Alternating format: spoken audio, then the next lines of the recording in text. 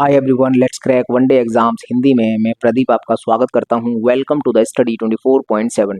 दोस्तों, गणित की जो हमारी सीरीज चल रही थी उस सीरीज का आज ये 42वां लेक्चर है। इससे पहले हमारे 41 लेक्चर कंप्लीट हो चुके हैं। इससे पहले वाला जो लेक्चर था उसमें हमने परसेंटेज का टाइप नंबर 21 किया था और आज की क्लास में हम परसेंटेज का टाइप नंबर 22 को डिस्कस करेंगे। देखो, इस टाइप में क्या है कि छात्रों के अंकों की तुलना वाले सवाल, छात्रों के अंकों की तुलना की जाएगी, वैसे सवाल कुछ आते हैं। तो ज़्यादा सवाल इसमें भी नहीं है, लेकिन हाँ, ये क्वेश्चन आता जरूर है। तो इसकी हम पहले बेसिक अप्रोच बताएंगे कि आखिरकार इसका बेसिक तरीका क्या है, फिर उसके बाद एक ही लाइन में इसको हल करेंगे। मात्र एक लाइन में ये सवाल हल होगा आराम से। पहले उसका बेसिक मेथड सीखेंगे, फिर हम उसको एक लाइन में हल करेंगे। तो ये हमारे सामने सवाल है। ऐसा सवाल बहुत बार एग्जाम में पूछा गया है, तो आगे भी ये एग्जाम में पूछा जाएगा। ये जो क्वेश्चन है वो आरआरबी एनटीपीसी सीबीटी 2 16/6/2022 के पेपर में आया है। अब ऐसा ही सवाल सीडीएस के पेपर में भी आया है और ऐसा ही सवाल सीजीएल के पेपर में भी आता है। तो हम इस सवाल को आज करके बिल्कुल समझ लेते हैं। ये जो सवाल है, ये सवाल तो होगा एक ही लाइन में हल, लेकिन पहले हम इसका बेसिक मेथड समझेंगे, फिर उसके बाद हम इसको एक लाइन में हल करेंगे कि आखिरकार हमें एग्जाम में बैठकर इस सवाल को किस तरह से कर रहा है। तो चलिए पहले हम सवाल पढ़ते हैं क्या है। क्वेश्चन नंबर 1 है इस टाइप का। दो छात्रों ने एक प्रवेश परीक्षा में भाग लिया।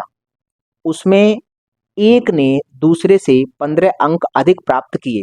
देखो, हमने सवाल पढ़ा है यहां तक सवाल पढ़ा, यहां से लेकर यहां तक सवाल पढ़ा और हमने कहा कि एक परीक्षा में दो स्टूडेंट ने भाग लिया है। पहले स्टूडेंट ने और दूसरे, अच्छा, इसमें पहले और दूसरे की बात नहीं कर रहा। उसने ये कहा है कि एक छात्र को दूसरे से 15 अंक अधिक मिलते हैं, तो इसका मतलब है दोनों छात्रों के अंकों का अंतर दे दिया। तो हम यहाँ पर एक बात लिख सकते हैं, इसने यहाँ से लेकर यहाँ तक पढ़ा है, तो हम एक छात्र को मान लेते हैं ए और दूसरे छात्र को मान लेते हैं बी, और इनके बीच में जो अंतर है वह अंतर दिया है 15 अंकों का। पहले हम इस सवाल की बेसिक अप्रोच बताते हैं कि आखिरकार ये बेसिक मेथड से किस तरह से किया जाएगा, फिर उसके बाद हम यहाँ शॉर्ट ट्रिक बताएंगे और उस शॉर्ट ट्रिक से ही हमको फिर आगे सवाल करना है। तो ये लिखा है अंतर हो गया 15 अंकों का, ठीक है, और उसके अंक दोनों के अंकों के योगफल के 80% के बराबर हैं। अब उसके का मतलब यहाँ पर किसी एक छात्र के अंक दोनों के अंकों के योगफल का 80% है। तो हम इस बात को भी हम यहाँ लिख सकते हैं कि जैसे मान लो ए के ही अंक हम मान लेते हैं। इन दोनों में से तुम जिस भी छात्र को मानना चाहो मान लो, चाहे ए के चाहे बी के। मान लीजिए कि ए का जो अंक है वो इनके योगफल के, ए प्लस बी के अंकों के योगफल का 80% है। ऐसा सवाल में बोला है कि एक छात्र है, उसके अंक दोनों के योगफल का 80% है। तो हमने मान लिया कि ए का जो अंक है ना वो इन दोनों के योगफल का 80% है। ये सवाल में दिया था तो हमने ये भी लिख लिया। तो उनमें से प्रत्येक द्वारा प्राप्त अंक ज्ञात करो। तो ये देखो, अब आसान सवाल बन गया। अब वो कह रहा है ए और बी की वैल्यू बताओ। तो हमारे पास दो इक्वेशन है, ए माइनस बी बराबर 15 है, अंतर मतलब 15 है, और ए और बी में एक इक्वेशन ये है। तो अब इसको हमें सॉल्व करना है। तो इक्वेशन सॉल्व करेंगे तो हम जानते हैं ये परसेंटेज का चिन्ह हटेगा तो बट्टे में आएगा 100। 20 से ये 4 बार कटेगा, 20 से ये 5 बार कटेगा। तो देखो, इस 4 का गुणा तो यहाँ पर भी होगा और यहाँ पर भी होगा, और ये 5 का गुणा ये भाग में है तो इधर आ जाएगा।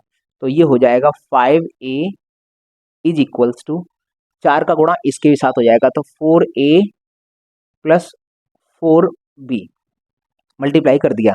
अब हम जानते हैं कि सर ए की कैलकुलेशन ए के साथ और बी की कैलकुलेशन बी के साथ करेंगे। तो ये 4a है, जब इधर आएगा तो घट जाएगा, इसका मतलब 1a बचेगा। 1a बराबर 4b। ये जो लाइन है, ये लाइन, इस लाइन से हम डायरेक्ट ए और बी का अनुपात निकाल सकते हैं। ए की वैल्यू ये सामने होती है, बी की वैल्यू ये सामने होती है। तो हम यहाँ से जानते हैं कि सर ए अनुपात यदि बी निकालना है तो ए की वैल्यू इसके सामने ये मिलेगी 4 और बी की वैल्यू इसके सामने ये मिलेगी 1। तो ये आ गया इनका अनुपात। अब हम ये जानते हैं कि सर इन दोनों के बीच में अंतर कितना है। अंतर है 15 का। अगर ए 4 अंक लाता है और बी 1 अंक लाता है तो अंतर कितने का है। अंतर हमारे अनुसार आया 3 का, लेकिन यही अंतर सवाल में कितने का दिया है। यही अंतर सवाल में दे रखा है 15 का। तो इसका मतलब 3 की वैल्यू है 15, तो कितने गुना है? 5 गुना है। तो फिर ये भी 5 गुना होगा, इसके अंक भी 5 गुने होंगे, इसमें 5 का गुणा करेंगे तो ये 20 अंक बनेंगे इसके, और अगर इसमें 5 का गुणा करेंगे तो इसका 5 ही अंक बनेगा।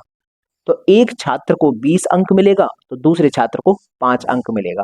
अब ऐसा हमारा ऑप्शन कहाँ है? ऐसा ऑप्शन है ये कि एक छात्र को 5 मिला है, एक छात्र को 20 मिला है, तो ऑप्शन नंबर ए इस सवाल का जवाब होगा।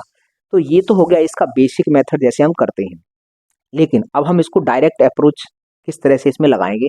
जब भी ऐसा सवाल आता है तो बस तुम एक काम करो, हमें देखना पड़ता है ये परसेंटेज और एक ये कितने का अंतर है।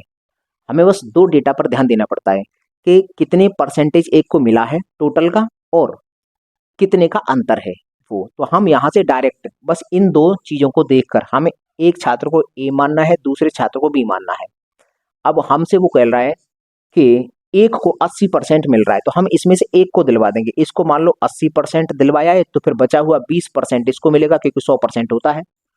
भाई एक व्यक्ति को योगफल का 80% मिल रहा है, तो हम 80% मनाए उसको दिलवा सकते हैं, चाहे तुम इसको दिलवा दो चाहे उसको दिलवा दो।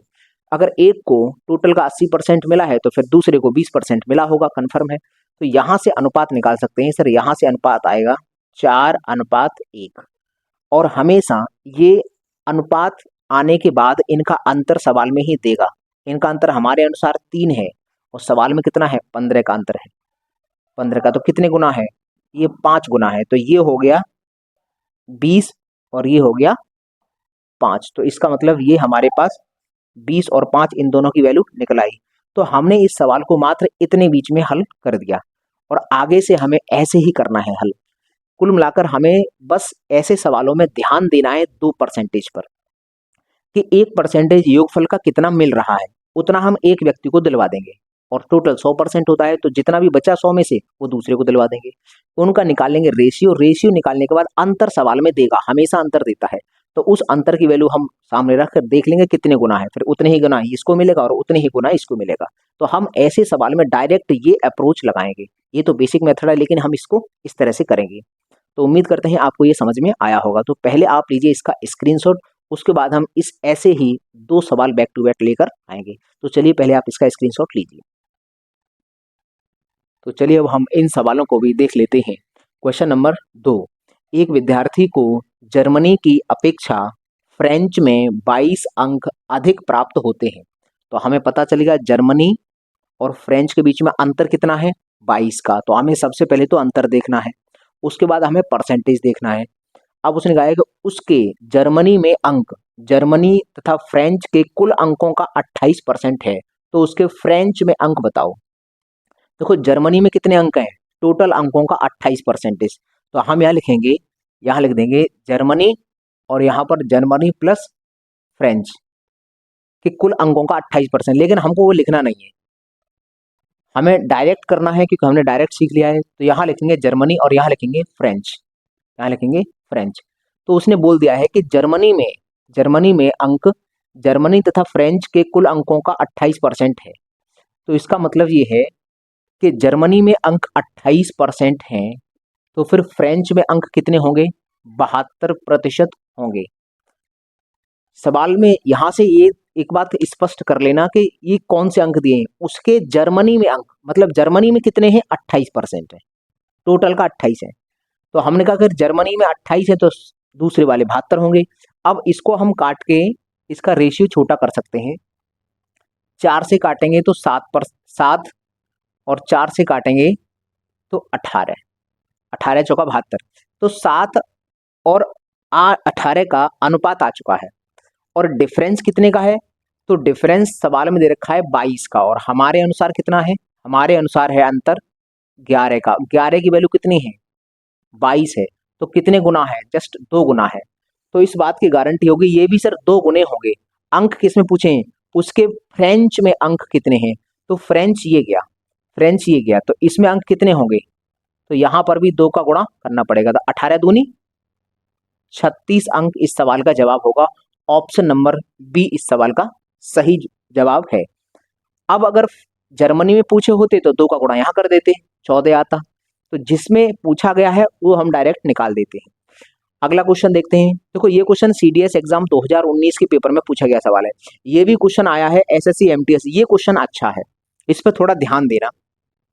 इसने बोला है कि एक विद्यार्थी ने 3 विषय के पेपर दिए हैं, एक गणित है, विज्ञान है और एक अंग्रेजी है। उसके गणित में अंक, गणित, विज्ञान और अंग्रेजी के कुल अंकों का 40% है। मतलब ये जो मैथ में है ना, मैथ में अंक कितने हैं, वो सभी अंकों का 40% है। तो हम मैथ एक तरफ रखते हैं और साइंस और इंग्लिश एक तरफ रखते हैं। अगर टोटल अंकों का 40% उसको गणित में मिला है, टोटल अंकों का 40% अगर उसको गणित में मिला है, तो फिर साइंस और इंग्लिश में 60% बचा होगा। ये कंफर्म हो गया। बेशक यहाँ पर 3 सब्जेक्ट हैं, लेकिन उनको भी हम 2 भागों में बांट लेंगे। इसने बुलाया है कि गणित में अंक, ये कह रहा है गणित में, ये है उसके गणित में अंक कितने हैं, गणित, विज्ञान और अंग्रेजी के कुल अंकों का 40% है। तो गणित में तो 40 है, तो गणित के अलावा 2 सब्जेक्ट बचे, साइंस और इंग्लिश, तो उसमें 60 होगा। अब इनका टोटल कितना होगा वो हमें, टोटल हम निकाल लेंगे, अलग अलग हम बाद में देखेंगे, पहले टोटल निकाल लेंगे। तो हम यहाँ से अनुपात निकाल सकते हैं। सर ये जो अनुपात होगा 2:3 आएगा। ठीक है, अब हम सवाल पढ़ते हैं आगे। तो यहाँ से गणित, विज्ञान, अंग्रेजी कुल 40%, यहाँ तक हमने पढ़ लिया और ये सवाल लिख लिया। तो उसके विज्ञान और अंग्रेजी में अंक ज्ञात करो। विज्ञान और अंग्रेजी मतलब साइंस में और इंग्लिश में अंक ज्ञात करने हैं कि कितने कितने अंक आएंगे। ठीक है, विज्ञान और अंग्रेजी के अंक ज्ञात करो, जबकि विज्ञान और अंग्रेजी के अंकों के बीच में अंतर 6 का है। मतलब इसने एक बात दे रखी है कि इनके अंकों के बीच में अंतर 6 का है, ये हम ध्यान रखेंगे। साइंस और इंग्लिश के अंकों के बीच में अंतर 6 का है। ठीक है, 6 का अंतर था। अब एक ब्रैकेट में एक बात और लिखिए, जबकि गणित में अंक शेष विषयों से 20 कम थे। गणित में अंक शेष विषय, तो शेष विषय ये है और गणित में ये है, तो हमारे अनुसार अभी कितना कम है, हमारे अनुसार 1 कम है और इस 1 की वैल्यू दे रखी है 20। सवाल में स्पष्ट बोल रखा है कि गणित में अंक शेष विषयों मतलब साइंस और इंग्लिश दोनों से 20 कम है। हमारे अनुसार तो सर ये अगर इन दोनों में 3 अंक हैं तो इसमें 2 अंक है, इसका हमारे अनुसार 1 कम है और सवाल में कह रहा है 20 कम है, तो 1 की वैल्यू 20 हो गई। तो इसका मतलब हमें यहाँ से पता चल गया सर साइंस और इंग्लिश में टोटल अंक कितने होंगे, ये इसका 20 गुना कर देंगे, तो साइंस और इंग्लिश में टोटल होंगे 60 अंक, 60 अंक होंगे। और अगर इसके मैथ में पूछने हैं तो यहाँ कर देंगे 40, तो वो 40 अंक निकालेंगे। लेकिन ये हमें पूछा नहीं है, हमको वो पूछ रहा है कि साइंस और इंग्लिश के अलग अलग अंक बताओ, अलग अलग अंक बताओ और ऐसे बताओ जो अंतर 6 का आ जाए। तो हमारे पास ऑप्शन ये है, देखो साइंस और मैथ के बताने हैं अलग अलग अंक और दोनों का योगफल 60 आना चाहिए। तो देखो 35 और 41 जोड़ेंगे तो 60 से ज्यादा निकल जाएगा, ऑप्शन हो नहीं सकता। 27 और 33 जोड़ेंगे तो 60 आ रहा है, ये ऑप्शन बन सकता है। 30 और 36 जोड़ेंगे तो 60 से ज्यादा निकल गया, ये ऑप्शन हो नहीं सकता। 25 और 31 जोड़ेंगे तो ये 60 से कम रहेगा, ये भी ऑप्शन नहीं बनेगा। तो उत्तर तो होगा इसका ये वाला, ऑप्शन नंबर बी सवाल का जवाब होगा। वो तो हमने ढूंढ लिया, लेकिन फिर भी अगर तुम निकालना चाहो तो कैसे, 60 को ऐसे 2 भागों में बांटो जो अंतर 6 का आ जाए। तो तुम अगर इस 60 को 2 भागों में बांटोगे, तो हमने बताया था पहले कि पहले तुम 30-30 कर लो, 60 को 2 भागों में बांटने के लिए पहले बराबर कर लो। अब तुम्हें अंतर जितने का रखना है उसका आधा एक पार्टी से उठाकर दूसरी पार्टी में भेज दो। तो 6 का आधा होता है 3, तो 3 यहाँ से निकाल दो और इधर भेज दो। तो यहाँ से निकाल देंगे तो यहाँ बचेगा 27 और यहाँ जोड़ देंगे तो यहाँ हो जाएगा 33। ये मैंने पहले आपको बहुत पहले अच्छे से समझाया था कि अगर किसी किसी संख्या को 2 भागों में बांटना है और ऐसे भागों में बांटना है कि अंतर फिक्स करना है, तो जितने का अंतर करना होता है उसका आधा एक पार्टी से उठाकर दूसरी पार्टी में भेज देते हैं।